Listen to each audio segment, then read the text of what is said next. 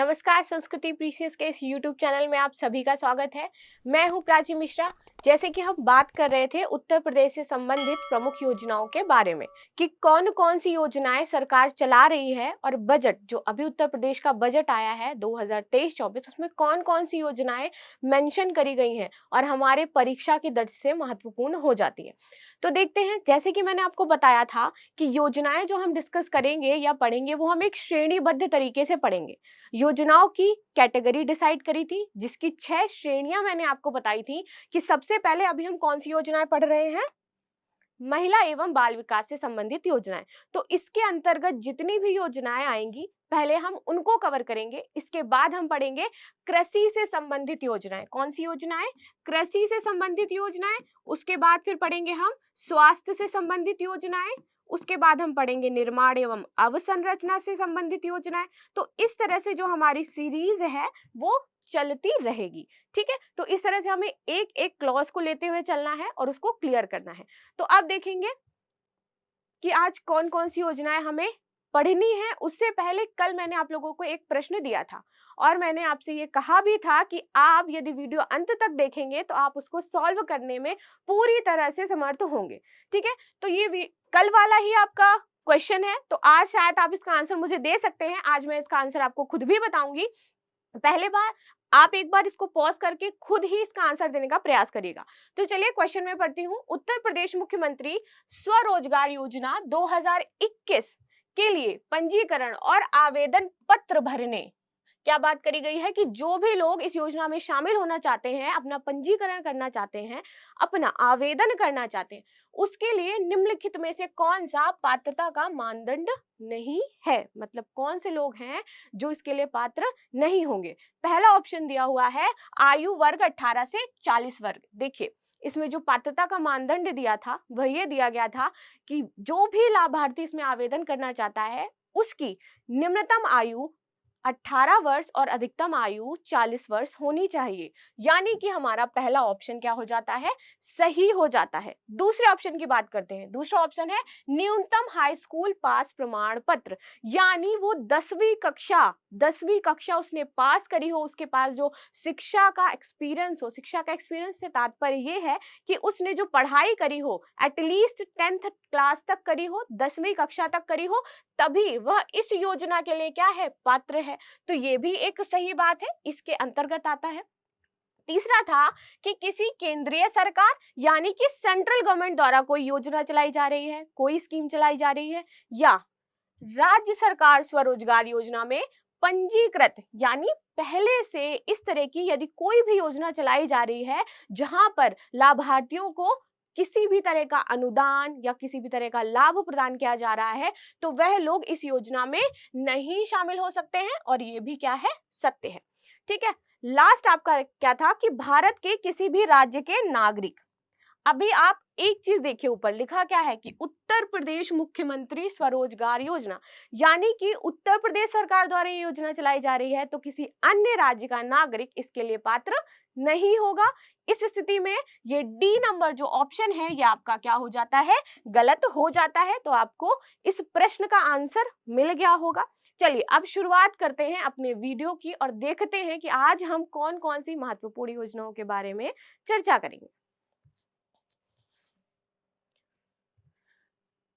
ये 5th number से start इसलिए है क्योंकि 4 मैंने कल आपकी कवर कर दी थी, तो जिन भी बच्चों ने पहले की 4 की वीडियो नहीं देखी है वो जाकर के पहले देख लीजिए। जैसे कि मैंने आपको बताया कि हमारी सीरीज चल रही है, ठीक है, तो उसी सीरीज में आज हम 5, 6, 7, 8 इन योजनाओं के बारे में बात करेंगे। 5वीं योजना है हमारी मिशन शक्ति अभियान से रिलेटेड, इसके बारे में बात करेंगे। योजना में क्या हमें पढ़ना है और क्या हमारे लिए महत्वपूर्ण हो जाता है उसके बारे में जानना। कुछ 4 ही 5 पॉइंट होते हैं जो हमें जानने हैं। क्या जानने हैं कि योजना की शुरुआत कब हुई, ठीक है, ये जरूरी हो जाता है। उसके बाद योजना किस उद्देश्य से चलाई गई है, क्या उद्देश्य है, कौन सा वर्ग इसमें शामिल किया गया है। ठीक है, इस योजना के लिए पात्र कौन कौन से लोग हैं, किनको किनको इस योजना का लाभ दिया जाएगा, और यह योजना किस प्रकार वितरित करी जाएगी, किस प्रकार लोगों को लाभान्वित करेगी, यानी कि इसका लाभ क्या होगा। ठीक है, ये कुछ 4-5 पॉइंट होते हैं जो हमें योजना में जानने के लिए बहुत ही ज्यादा जरूरी होते हैं।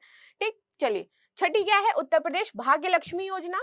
फिर आ जाती है उत्तर प्रदेश किशोरी बालिका योजना, एंड देन है आपकी मुख्यमंत्री सामूहिक विवाह योजना। अपनी पहली योजना की तरफ चलते हैं। शुरुआत मिशन शक्ति अभियान। इस योजना को पढ़ करके आपको क्या लग रहा है? मिशन शक्ति मतलब महिलाओं को क्या करना है? आत्मनिर्भर बनाना है। महिलाओं को क्या करना है? शक्ति प्रदान करनी है। किस प्रकार से शक्ति प्रदान करनी है? ठीक है, तो देखते हैं भाई, शुरुआत कब हुई इसकी? 1 अप्रैल 2022। देखिए यहाँ पे इस योजना का जो पूरा एक मैप तैयार किया गया है कि किस तरह से ये योजना चलेगी, वो मैप ये है कि 2021 से ये चलने वाली है आपकी 2025 तक। ठीक है, इस तरह से आपकी योजना चलेगी। लेकिन जो इसको लागू होना है, मतलब इसका जो पंजीकरण है, इसके लिए जो इसके पॉइंट्स लागू होने हैं, वो 2022 से लागू होने, मतलब 1 अप्रैल 2022 से ये आपकी योजना कार्य करने लगेगी। तो इसलिए इसकी शुरुआत कब हुई? 1 अप्रैल 2022 से हुई। अब किस मंत्रालय द्वारा या किस विभाग द्वारा चलाई जा रही है? तो महिला एवं बाल विकास मंत्रालय। कई बार आपके मंत्रालय आपसे पूछ लिए जाते हैं। और एक चीज मुझे अभी याद आई कि आप लोगों को बतानी है। देखिए, जब से हमारे यूपी के पेपर में पेपर 5 और 6 ऐड हुआ है, हमारे लिए योजनाएं और भी ज्यादा महत्वपूर्ण हो गई हैं। अब कैसे हो गई हैं? जब आप पेपर 6 देखते हो, वहां पे आप देखोगे कि अर्थव्यवस्था का एक सेक्शन आता है, और इस सेक्शन में आपको बताया गया है कि उत्तर प्रदेश में वर्तमान में जो भी विकास से संबंधित योजनाएं चल रही हैं, उन सभी योजनाओं को उसमें कवर करना है, आपको पढ़ना है। और यह उन छात्रों के लिए भी महत्वपूर्ण हो जाता है जो छात्र कई बार यूपीपीसीएस, यूपीएससी का पेपर दे चुके हैं, मेंस तक पहुंचे हैं, इंटरव्यू तक पहुंचे हैं, और किसी कारणवश उनका सिलेक्शन नहीं हो पाया है। ठीक है, तो वो सारे के सारे बच्चे आरओ एआरओ एग्जाम की तरफ रुख करते हैं और एग्जाम देते हैं। ठीक है, तो इस स्थिति में आरओ एआरओ का यदि आप पेपर देखोगे तो वहां पे आप योजनाएं पाओगे, और अच्छी खासी योजनाएं उसमें पूछी जाती हैं। तो इसलिए भी ये योजना आपके लिए महत्वपूर्ण हो जाती है। ठीक है, तो देख लेते हैं भाई, शुरुआत 1 अप्रैल 2022 से मंत्रालय महिला एवं बाल विकास मंत्रालय। ठीक है, आगे देख लेते हैं कि इसके उद्देश्य क्या हैं। जैसे मैंने आपको बताया कि हमें किसी भी योजना में कुछ 4 या 5 पॉइंट पढ़ने होते हैं। ठीक है, तो उसी में हमारा आ जाता है उद्देश्य। उद्देश्य क्या है? कि महिला की सुरक्षा, संरक्षा और सशक्तिकरण। देखिए, महिला की सुरक्षा संरक्षा से तात्पर्य, वर्तमान में आप कई केसेस देखते हो। अभी आपका मणिपुर से रिलेटेड मुद्दा बहुत ही ज्यादा चर्चा में चल रहा है। हाल ही में कल ही न्यूज आई कि दोबारा से एक महिला के साथ रेप की घटना घटित हुई है। तो इस स्थिति में यहाँ पे तो ये मणिपुर का मुद्दा हो गया, मैं पूरे भारत की बात कर रही हूँ। ये योजना तो सिर्फ यूपी के लिए चलाई जा रही है ना, लेकिन मैं पूरे भारत की बात कर रही हूँ कि आप देखोगे कहीं ना कहीं, कभी ना कभी महिलाओं की सुरक्षा से संबंधित मुद्दे उठते हैं। कहीं से आप देखोगे कि रेप केस के मामले सामने आ रहे हैं, सरकार उस पर कोई जवाब नहीं दे रही है। कई बार ऐसा होता है कि लोग विवश हो जाते हैं कि अब इसमें क्या कार्य किया जाए। ठीक है, तो इसीलिए अभी बात आएगी जब आपकी निर्भया कांड हुआ था दिल्ली में, तो उसी के तहत एक निर्भया फंड की व्यवस्था करी गई थी, और उसमें यह लिखा गया था कि जितनी भी महिलाओं की सुरक्षा से संबंधित योजनाएं चलाई जाएंगी, इस निर्भया फंड के तहत उनको क्या है, धनराशि दी जाएगी। ठीक है, तो इन सारे मुद्दों को, इन सारी चीजों को सुधारने के लिए या सुचारू रूप से, यानी कि खत्म हो जाए, इस तरह के समाज में चीजें ना हो, इसलिए भी गवर्नमेंट क्या सोचती है कि कई मंत्रालय हो जाए, विभिन्न तरह की योजनाएं चलाती है, उनकी सुरक्षा से रिलेटेड बहुत सारी योजनाएं चलाती है कि वे आत्मनिर्भर बने, रोजगार प्राप्त करें, उनको समाज में समान अधिकार मिले। ठीक है, तो इसी तरह के उद्देश्य कुछ होते हैं। आगे आ जाते हैं, महिला सुरक्षा, संरक्षा और सशक्तिकरण। तो इन 3 बातों को ध्यान रखिए, इसी के तहत, इस उद्देश्य से यह योजना चलाई गई थी, और इसके समर्थन को इनको मजबूत बनाना था। ठीक है, आर्थिक रूप से सशक्त बनाना। कैसे आर्थिक रूप से सशक्त बनाना? यदि वह पढ़ी लिखी होंगी, शिक्षित होंगी, तो वो अपने लिए धन का अर्जन स्वयं कर सकते हैं, यानी वो किसी पर निर्भर नहीं होंगी, आत्मनिर्भर होंगी। तो इस स्थिति में उनको क्या करना है? आर्थिक रूप से सशक्त बनाना है। तीसरा हमारा पॉइंट आ जाता है, हिंसा और खतरे से मुक्त माहौल देना। हिंसा और खतरे से मुक्त माहौल देना कैसे? घरेलू हिंसा के मामले आए दिन सामने आते रहते हैं, आप देखते हो दहेज उत्पीड़न के मामले आते हैं। ठीक है, तो इन सब से छुटकारा मिले, इन सब से उनको क्या है कि वे एक सुरक्षित प्लेस अपने लिए रिजर्व कर पाए। इन सारी स्थितियों को देखते हुए इस खतरे से मुक्त माहौल में अपने मस्तिष्क और शरीर के बारे में सोच सके। ये क्यों इसमें पॉइंट ऐड किया, क्या रीजन रहा होगा कि अपने मस्तिष्क और अपने शरीर के बारे में सोच सके? रीजन ये रहा कि महिलाएं क्या है, बहुत ही ज्यादा घरेलू कार्यों में, फिर उसके बाद इतनी सारी रिस्पॉन्सिबिलिटी होती है उनके पास, अपने बच्चे का भरण पोषण करना होता है, अपने परिवार की जो जरूरतें होती हैं उनको पूरा करना होता है, तो वो अपने विकास पर यानी कि स्वयं के विकास पर ध्यान नहीं दे पाती हैं। ठीक है, तो इसी के तहत हिंसा और खतरे से उन्हें मुक्त माहौल दिया जाए, जिससे वे मस्तिष्क और शरीर के बारे में स्वतंत्रता से निर्णय लेने के लिए प्रेरित हों, यानी कि उनकी स्वयं की क्या इच्छा है और वो फ्यूचर में अपने भविष्य में क्या चीजें करना चाहती हैं। ठीक है, महिलाओं के विकास की प्रतिबद्धता को साकार रूप देना। ठीक है, महिलाओं का विकास जिस उद्देश्य से ये चलाई जा रही है उसकी प्रतिबद्धता को क्या देना है, साकार रूप देना है। आगे आ जाते हैं, इसी के लाभ क्या हैं, अब इनके बारे में बात करेंगे कि कौन कौन से लाभ हैं जो इसके अंतर्गत इनको मिलने वाले हैं। और इसके अंतर्गत आप देखोगे कि 2 उप योजनाएं भी चल रही हैं। ये कौन सी 2 उप योजनाएं हैं, इनका नाम है संबल और समर्थ, तो इनके बारे में भी हम बात करेंगे। पहले देख लेते हैं लाभ। तो महिलाओं पर देखभाल के बोझ को कम करना है। बेसिकली क्या किया जाएगा, देखभाल का बोझ इन पर कम किया जाएगा। कैसे? यदि कोई कामकाजी महिला है, वह जा रही है अपने ऑफिस भी, उसको अपने घर भी संभालना है, तो इस स्थिति में बच्चों का भी भरण पोषण करना है, तो सरकार क्या करेगी कि उनके लिए एक क्रच क्रच होता है उसकी व्यवस्था प्रदान करेगी, जहां पर बच्चों को आप छोड़ करके जा सकते हो और वहां पर जो आया होती है उन बच्चों का ख्याल रखती है। तो इससे संबंधित क्या है, इनकी देखभाल का बोझ कम होगा, उनको कौशल विकास, क्षमता निर्माण, वित्तीय साक्षरता, सूक्ष्म ऋण भी प्रदान किया जाएगा। यदि वह अपना खुद का कोई बिजनेस स्टार्ट करना चाहती हैं तो इसके तहत सरकार उन्हें इन माध्यमों से सहायता करेगी। कौशल देगी तो क्या होगा, वो कहीं पर जाकर के कोई भी कार्य कर सकती हैं। कौशल के लिए कार्यक्रम भी चलाए जा रहे हैं गवर्नमेंट के द्वारा। ठीक है, प्रशिक्षण देगी, चीजों में क्षमता का निर्माण करेगी, वित्तीय साक्षरता प्रदान करेगी और सूक्ष्म ऋण भी प्रदान करेगी। ठीक है, जिससे क्या हो, महिलाओं की श्रम में भागीदारी बढ़े। ठीक है, अब इसी के तहत मिशन शक्ति के तहत जैसे मैंने बताया कि 2 उप योजनाएं चल रही हैं। कौन कौन सी हैं, संबल और सामर्थ्य योजना। तो आपको यहां तक मुझे लग रहा है कि समझ में आया होगा। और ये जो प्रश्न मैंने आपसे पूछा था इसको आपने मुझे बता भी दिया होगा, यानी कि आपको इसका आंसर कल ही पता चल गया होगा। लेकिन आज मैंने सोचा कि आपको आंसर देना आवश्यक है। जरूर आप मुझे एक डिस्टेंस से ऑनलाइन प्लेटफॉर्म के माध्यम से देख रहे हैं, परंतु आपको क्लासरूम जैसा फील आना बहुत ही ज्यादा जरूरी है। यानी कि आप पढ़ रहे हो, आपको एक पूरा पढ़ाई का माहौल मिल रहा है, ऐसा आपका फील करना अति आवश्यक है। तो मैं बस इतना ही चाहती हूँ कि आपको ये फील आए कि आप जरूर ऑनलाइन माध्यम से हमें जुड़े हो, ब्लड क्लासरूम जैसा आपको पूरा फील आना चाहिए। ठीक है, चलिए आगे आ जाते हैं संबल की तरफ। क्या है संबल? तो संबल उपयोजना है और इसका क्या है, बेसिकली इसका कार्य है महिलाओं की सुरक्षा को सुनिश्चित करना। ठीक है, महिलाओं को सुरक्षित प्लेस, चाहे वो कहीं पर कार्य कर रही हो, किसी कंपनी में कार्य कर रही हो, तो वहां पे उनकी सुरक्षा को सुनिश्चित करना, कहीं वो आ जा रही हो, बस हो, वहां पे उनकी सुरक्षा को सुनिश्चित करना। तो ये इसकी उपयोजना है, ये इसका कार्य है। इसके लिए क्या किया गया है, नारी अदालतों के एक नए घटक के साथ वन स्टॉप सेंटर OSC और महिला हेल्पलाइन नंबर, ठीक है, बेटी बचाओ बेटी पढ़ाओ की पूर्ववर्ती योजनाएं इसके अंतर्गत शामिल करी गई हैं। यानी नारी अदालतें जहां पर उनसे घरेलू हिंसा यदि की जा रही है किसी महिला के साथ, तो वहां पे आकर के शिकायत दर्ज कर सकती हैं वो। ठीक है, इसके तहत नए घटक शामिल किए गए हैं। वन स्टॉप सेंटर, महिला हेल्पलाइन नंबर जारी किया गया है, जहां पर वह अपनी शिकायत, यदि कोई उनको फोन के माध्यम से, ऑनलाइन माध्यम से हैरेस कर रहा है, परेशान कर रहा है, प्रताड़ित कर रहा है, तो वहां पर वो जाकर के कंप्लेन कर सकती हैं। ठीक है, बेटी बचाओ बेटी पढ़ाओ के तहत अन्य योजना इसमें शामिल करी गई हैं।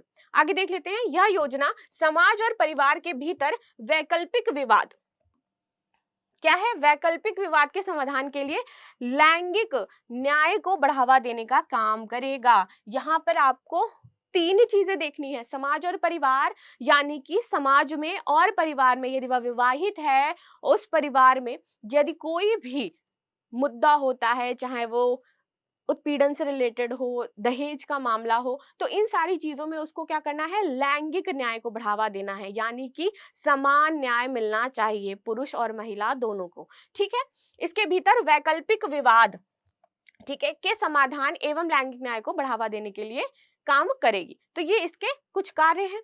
आगे आ जाते हैं, सामर्थ्य योजना। क्या है सामर्थ्य योजना? इसमें किसको शामिल किया गया है? तो यह योजना महिलाओं के सशक्तिकरण से संबंधित है।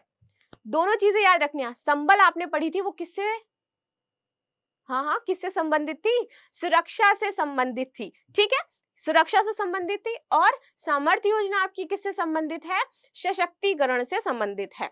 ठीक है, इस योजना के तहत उज्ज्वला स्वधार गृह, कामकाजी महिलाओं के लिए छात्रावास की पूर्ववर्ती योजनाओं को संशोधन के साथ शामिल किया गया है। तो इसमें कुछ संशोधन करके, नए पॉइंट ऐड करके इसमें क्या है, इनको शामिल किया गया है।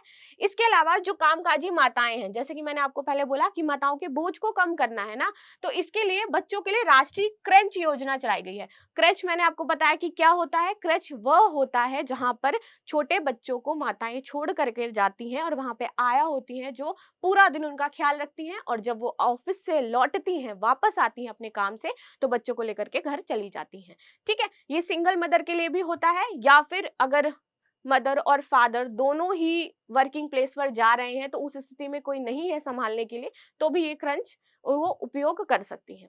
ठीक है, फिर आ जाता है प्रधानमंत्री मातृ वंदना योजना की मौजूदा योजनाओं को अब इस योजना में शामिल किया गया है। योजना में आर्थिक सशक्तिकरण के लिए गैप फंडिंग का एक नया घटक भी जोड़ा गया है। ठीक है, तो ये प्रधानमंत्री मातृ वंदन योजना, ये भी आप आगे पढ़ेंगे। तो इनको शामिल किया गया है, इन चरणों को इस समर्थ योजना के अंतर्गत समाहित किया गया है। ठीक है, चलिए आगे आ जाते हैं।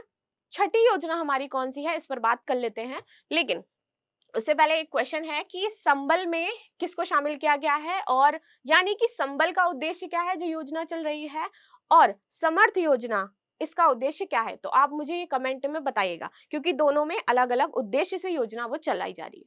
चलिए आगे आ जाते हैं। उत्तर प्रदेश भाग्य लक्ष्मी योजना, इसकी यदि शुरुआत की बात करें, वर्ष की बात करें कि कब शुरू की गई थी, तो वर्ष 2017 में इसको शुरू किया गया था। ठीक है, यदि इसके नोडल विभाग की बात करी जाए तो महिला एवं बाल विकास उत्तर प्रदेश, ये इसका क्या है, नोडल विभाग है। इसके अंतर्गत ये योजना चल रही है। आगे आ जाते हैं। अब इस योजना का उद्देश्य क्या है? देखिए, कई बार पहले जो मैंने आपका वीडियो रिकॉर्ड किया था योजनाओं से संबंधित, वहां पर भी मैंने आपको ये बताया था कि समाज में यदि गरीब वर्ग है या फिर नॉर्मल वर्ग है, तो उसको एक बेटी है और उसके बाद दूसरी बेटी यदि जन्म लेती है तो उन्हें बोझ फील होने लगता है। कई बार लोगों में इतनी ज्यादा, यानी कि पुत्र की चाहते हैं कि वो उनको पुत्र प्राप्ति हो, और यदि बेटी होती है तो वो भ्रूण में ही उसकी हत्या हो जाती है, तो भ्रूण हत्या, इस तरह के मामले भी सामने आते हैं। तो इस स्थिति में यह योजना चलाई गई है ताकि ऐसे लोगों को थोड़ा सहायता दे सके गवर्नमेंट। ठीक है, उनके बोझ को कम कर सके। चलिए, वैसे तो बेटियां बोझ नहीं होती हैं, ठीक है, फिर भी यदि कोई मानता है बोझ, तो सरकार ये चाहती है कि वह अपनी सोच को बदले, और इसीलिए इस तरह की योजनाएं चलाई जा रही हैं। ठीक है, चलिए आगे आते हैं। इसका मुख्य उद्देश्य क्या है कि बेटियों के प्रति हो रहे भेदभाव को खत्म करना है। ठीक है, जो भी भेदभाव हो रहे हैं, अब तो समाज की स्थिति बहुत ही ज्यादा बदल गई है। ठीक है, तो अब जो भेदभाव हो रहे हैं, जो जो रीजंस अभी भी बचे हैं, वहां पे अगर इस तरह की मेंटालिटी है तो उसको क्या करना है, समाप्त करना है। बेटियों के जन्म पर भ्रूण हत्या जैसे अपराधों में कमी करना है, कि यदि कोई बच्ची जन्म लेती है तो लोग खुश नहीं होते हैं, कई बार उनकी भ्रूण में ही हत्या कर दी जाती है। तो इन सारे मामलों को देख करके ये योजना चलाई गई थी। फिर परिवार में भी बेटियों को एक समान अवसर उपलब्ध कराना है। अब परिवार में कैसे, आप में से भी बहुत सारे लोग यदि मुझे देख रहे होंगे तो कई बार आपके साथ भी ऐसा होता होगा कि अब भाई जा सकता है बाहर स्टडीज के लिए, हायर स्टडीज के लिए जा सकता है, लेकिन यदि आप हैं, आप एक महिला हैं, तो आपको जाने की अनुमति नहीं है। उसका रीजन फैमिली का अलग होता है, सबका कुछ सुरक्षा से जुड़ा होता है, और वो अपनी जगह सही होते हैं। कई बार ऐसा होता है कि कोई कोर्स है जो आपके भाई कर सकते हैं लेकिन आप नहीं कर सकती हैं, तो इस तरह की चीजें होती हैं। तो इसी डर को, इस परिवार का जो डर है उसको खत्म करने के लिए गवर्नमेंट इस तरह की सुरक्षा से संबंधित योजनाएं भी चला रही है, हेल्पलाइन नंबर्स भी चला रही है, ताकि आप लोग हायर शिक्षा जो है वो प्राप्त कर सके और घर से बाहर निकल करके अपनी स्थिति को मजबूत कर सके। ठीक है, राज्य में बेटों और बेटियों के जन्म अनुपात में भी समानता सुनिश्चित करना है। ठीक है, अभी जो जन्म अनुपात है उसको देख करके क्या कर रही है कि बेटे और बेटियों के जन्म का अनुपात जो हो वो क्या हो, समान हो जाए। आगे आ जाते हैं, लाभ क्या होगा, तो लाभ यहाँ पे किस प्रकार से वितरित किया जाएगा ये देख लेते हैं, क्या क्या श्रेणियां हैं इसकी। तो बेटी के जन्म पर 50,000 रुपए का एक बॉन्ड दिया जाएगा। तो जन्म पर ये बॉन्ड उनको उपलब्ध कराया जाएगा। जो बॉन्ड मैच्योर हो जाता है कब, 21 साल की उम्र में। तो ये बॉन्ड मैच्योर कब होगा, 21 साल की उम्र में मैच्योर हो जाएगा और इसकी जो धनराशि है वो 2 लाख हो जाएगी। ठीक है, तो ये 3 चीजें आप याद रखिएगा। 50,000 रुपए प्रदान किए गए, 21 साल की उम्र में ये बॉन्ड मैच्योर होकर के 2 लाख का हो जाएगा। इसके बाद जननी को 5100 रुपए अतिरिक्त दिए जाएंगे। किस लिए, ताकि वह अपने शिशु का अच्छे से भरण पोषण कर सके। इसके बाद जब बालिका छठी कक्षा में प्रवेश करेगी तब सरकार द्वारा उसे 3,000 रुपए प्रदान किए जाएंगे। जब बालिका छठी से 8वीं कक्षा में प्रवेश करती है तब उसको 5,000 रुपए प्रदान किए जाएंगे। इसके पश्चात जब वह 10वीं कक्षा में यानी कि हाई स्कूल में प्रवेश करेगी तब उसको 7,000 रुपए, और जब वह 12th यानी इंटरमीडिएट स्टडीज के लिए कक्षा में प्रवेश लेगी तब उनको 8,000 रुपए प्रदान किए जाएंगे। तो इस तरह से यह धनराशि लाभ जो है वो लाभार्थी तक पहुंचाया जाएगा। आगे देखते हैं, पात्रता और शर्तें क्या है, इसी से संबंधित आपका प्रश्न भी था शायद। ठीक है, तो पात्रता सबसे पहले जो आवेदक है वो उत्तर प्रदेश का नागरिक होना चाहिए, तभी वह इस योजना के लिए पात्र है। जितनी भी उत्तर प्रदेश से संबंधित योजनाएं होंगी, एक कॉमन चीज उसमें आप हमेशा याद रखिएगा कि वह उत्तर प्रदेश का नागरिक होना चाहिए, तभी वह उस योजना का लाभ उठा सकता है। ठीक है, चलिए, आवेदक परिवार गरीबी रेखा से नीचे जीवन यापन कर रहा हो और उसके पास बीपीएल वर्ग का जो कार्ड है वो उसका बना होना चाहिए। आवेदक परिवार की वार्षिक आय कितनी होनी चाहिए, 2 लाख रुपए या इससे कम। ठीक है, या तो 2 लाख या इससे कम है तो वह इस श्रेणी में आता है और वह इसके लिए आवेदन कर सकते हैं। बालिका का पंजीकरण 1 वर्ष के भीतर, 1 वर्ष के भीतर कहाँ हो जाना चाहिए, आंगनवाड़ी केंद्र, ये जो आंगनवाड़ी केंद्र है, स्कूल है, वहां पर हो जाना चाहिए और तभी वह इस योजना का लाभ उठा सकते हैं।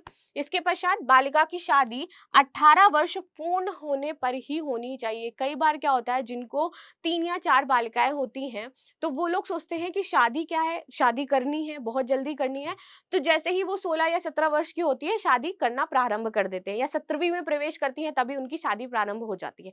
तो यहाँ पे इसीलिए गवर्नमेंट ने क्या करना है कि महिलाओं को मजबूत स्थिति प्रदान करनी है ना, तो इसीलिए यहाँ पे कैटेगरी रखी है कि 18 वर्ष जब वह पूर्ण हो जाएगी तभी आपको ये जो पैसा है वो मिलेगा। उससे पहले शादी नहीं करनी है आपको, अगर आपने कर दी तो आप इस योजना के लिए पात्र नहीं है। ठीक है, योजना के आवेदन हेतु आवेदक बालिका का बैंक खाता होना चाहिए, यानी कि महिला के अलावा, उस आवेदक बालिका के अलावा उसका लाभ कोई भी ना ले पाए, इसलिए उसका बैंक खाता होना चाहिए और उसी के बैंक के खाते में वह धनराशि गवर्नमेंट ट्रांसफर करेगी। ठीक है, आगे आ जाते हैं अपनी 7वीं योजना की तरफ, उत्तर प्रदेश किशोरी बालिका योजना। तो इसकी शुरुआत हुई थी 8 मार्च 2020 को। ठीक है, इसकी शुरुआत करी गई थी। अब देख लेते हैं इसका उद्देश्य क्या है। तो आप कई बार देखोगे कि जो बालिकाएं होती हैं, या फिर देखिए ये योजना जो है ना एक क्रमबद्ध तरीके से चलाई जाती है। गर्भवती महिलाओं के लिए योजना चलाई जाएगी कि उनको ये आहार प्रदान किया जाएगा। आप देखोगे आंगनबाड़ी क्षेत्र में जो पोषाहार से रिलेटेड योजना चल रही है, पोषाहार वितरण से रिलेटेड जो योजना चल रही है, इसमें पोषाहार प्रदान किया जाता है। इसमें बहुत घी आता है, दूध आता है, यदि आपको मालूम हो योजना के बारे में। ठीक है, तो घी गवर्नमेंट देती है, दूध देती है, दलिया देती है, रिफाइंड देती है और दाल देती है। ये सारी सामग्री गवर्नमेंट उपलब्ध कराती है धात्री व गर्भवती महिलाओं के लिए, और बच्चों को भी वही दूध, दलिया, रिफाइंड ये सब उपलब्ध कराया जाता है। लेकिन ग्रामीण परिपेक्ष में आप देखोगे कि जो ये राशन उपलब्ध करा रही है गवर्नमेंट, तेल का तो यूज हो जाता है, ठीक है, लेकिन ये जो दलिया दी जाती है इसका यूज नहीं होता है। दाल का यूज कभी कभार तो हो जाता है, वरना ये सारी चीजें जो लोग ले करके जाते हैं, लाभार्थी या बच्चा लेकर के जाता है, तो लोग कुछ पैसों के लालच में उसको क्या कर देते हैं, बेच देते हैं। जब बेच देगा लाभार्थी तो उसको उसका लाभ नहीं मिलेगा। यानी कि जिस स्वास्थ्य को ध्यान में रख करके ये योजना चलाई गई थी उसको इसका लाभ नहीं मिला। इसमें अब गवर्नमेंट की कोई गलती नहीं है, गवर्नमेंट ने आपके लिए योजना चलाई, लेकिन अब उस योजना का लाभ कौन नहीं प्राप्त कर पा रहा है, हम स्वयं नहीं प्राप्त कर पा रहे हैं। यहाँ पे ये योजना जो चलाई जा रही है वो चलाई जा रही है 11 से 14 वर्ष तक की किशोरी बालिकाओं के लिए, कि क्या हो, कुपोषण से वो ग्रस्त ना हो, भारत कुपोषण मुक्त बने, ये उद्देश्य है, और ये बालिकाएं कुपोषण ग्रस्त ना हो। इसीलिए धात्री महिलाओं के लिए भी योजना चलती है, जहां उनको पोषण, जैसे मैंने बताया, दलिया, तेल, दाल, ये सारी चीजें उपलब्ध कराई जाती हैं, लेकिन उनको दी जाती हैं और वो उसको कहीं पर जा करके कुछ पैसों के चक्कर में बेच देते हैं, जिस वजह से उनको इस योजना का लाभ नहीं मिलता। चलिए, ये यहीं खत्म हो गया। उसके बाद गवर्नमेंट कहा ठीक है, यदि ऐसा नहीं होता है तो हम एक और योजना चला देते हैं किशोरी के लिए सीधे, जो उनको पौष्टिक आहार उपलब्ध कराएगी। तो यहाँ पर 11 से 14 वर्ष, हमारे जानने के लिए जो महत्वपूर्ण बिंदु है ये है 11 से 14। यदि आपके स्टेटमेंट में आ जाता है कि 10 से 12 वर्ष तक की बालिकाएं, तो याद रखिएगा 10 से 12 वर्ष शामिल नहीं है। ठीक है, तो 11 से 14 वर्ष तक की बालिकाओं के लिए योजना है, और इस योजना को जो मेन उद्देश्य है कि कुपोषण मुक्त बनाना है। आगे देख लेते हैं क्या है, पौष्टिक आहार उपलब्ध कराना है। अब ये कैसे दिया जाएगा, क्या क्या दिया जाएगा, लाभ कैसे मिलेगा, तो ये देखते हैं। तो 11 से 14 वर्ष की बालिकाओं को शुद्ध बाजरा, पौष्टिक होता है, मोटा अनाज है, अरहर की दाल, रागी, मक्का, गेहूं का आटा, ज्वार, इसके साथ ही शुद्ध देशी घी, दूध प्रतिमाह उपलब्ध कराया जाएगा। इस योजना का उद्देश्य है कि साल के लगभग 300 दिन इनको ये पोषण मिले। कितने? 300 दिन सुनिश्चित कर रही है। महीने के कितने दिन? लगभग 25 दिन, और साल के लगभग 300 दिन उनको ये पोषण मिलना चाहिए। ठीक है, इसके लिए गवर्नमेंट योजना चलाती है, आंगनवाड़ी केंद्रों में क्या भेजती है, राशन भेजती है, लेकिन कई बार योजना की जो निचले स्तर तक है या लाभार्थी तक है पहुंच सुनिश्चित नहीं हो पाती है। ठीक है, कैलोरी की आवश्यक मात्रा मिले और प्रोटीन भी उपलब्ध कराया जाए। इसके साथ ही साथ विटामिन की कमी हो जाती है। कई बार विटामिन, आप देखोगे महिलाओं में ज्यादातर आपको विटामिन डी की कमी मिलेगी। ठीक है, सरकार जो है वो विटामिन डी की गोलियां वितरित करवाती है समाज में। तो भोजना सामग्री के साथ साथ कुछ जिलों में विटामिन युक्त गोलियां भी प्रदान करी जा रही हैं, ताकि वो पूरी तरह से स्वस्थ रहें, शिक्षा को सुचारू रूप से क्या है, जारी कर पाए। ठीक है, आगे बढ़ते हैं। 8वीं योजना, और ये आज के सेशन की अंतिम योजना है। ठीक है, इसमें बात कर रहे हैं मुख्यमंत्री सामूहिक विवाह योजना की। आप कहेंगे शुरुआत मैम आपने इसमें नहीं लिखी है, क्योंकि इसको शुरुआत को लेकर के थोड़ा सा कॉन्ट्रोडिक्शन है। कई बार योजनाएं बहुत पुरानी होती हैं कि कुछ योगी गवर्नमेंट के द्वारा उसमें कुछ बदलाव किया गया, कुछ अखिलेश सरकार के द्वारा चलाई जा रही थी। तो इस योजना में कहीं कहीं आपको 2015 लिखा हुआ दिखेगा। ठीक है, कहीं आपको लिखेगा 2017 दिखा हुआ, क्योंकि हर गवर्नमेंट अपने अकॉर्डिंग उसमें चेंज करवाती है। तो इसलिए इसमें थोड़ा सा कॉन्ट्रोडक्शन है, इसलिए मैंने यहाँ पे शुरुआत नहीं मेंशन करी है। बजट की यदि मैं बात करूं तो 2023-24 के बजट में 600 करोड़ रुपए इसके लिए आवंटित किए गए हैं, सामूहिक विवाह के लिए। बात करते हैं इसका क्या उद्देश्य है, तो सेम वही कि गरीब परिवार जो हैं वो अपनी बेटियों का विवाह करना चाहते हैं, तो उनको क्या है, सहायता प्रदान करी जाए। तो इसके लिए बालिकाओं और विधवाओं, ये दोनों के लिए है, बालिकाओं के लिए और विधवाओं के पुनर्विवाह के लिए यह सहयोग प्रदान करती है। अब ये योजना का लाभ क्या क्या मिलेगा इसकी बात करते हैं। तो इस योजना के अंतर्गत प्रदेश सरकार द्वारा प्रति लाभार्थी को 51,000 रुपए की धनराशि दी जानी है। अब कैसे दी जानी है, तो पहले क्या होगा कि 35,000 की आर्थिक मदद कन्या के खाते में सीधे डायरेक्ट दे दी जाएगी। टोटल 51,000 देना है। पहला जो अमाउंट देना है दैट इज 35,000। कब? सीधे कन्या के खाते में, मतलब उसका अकाउंट होना चाहिए।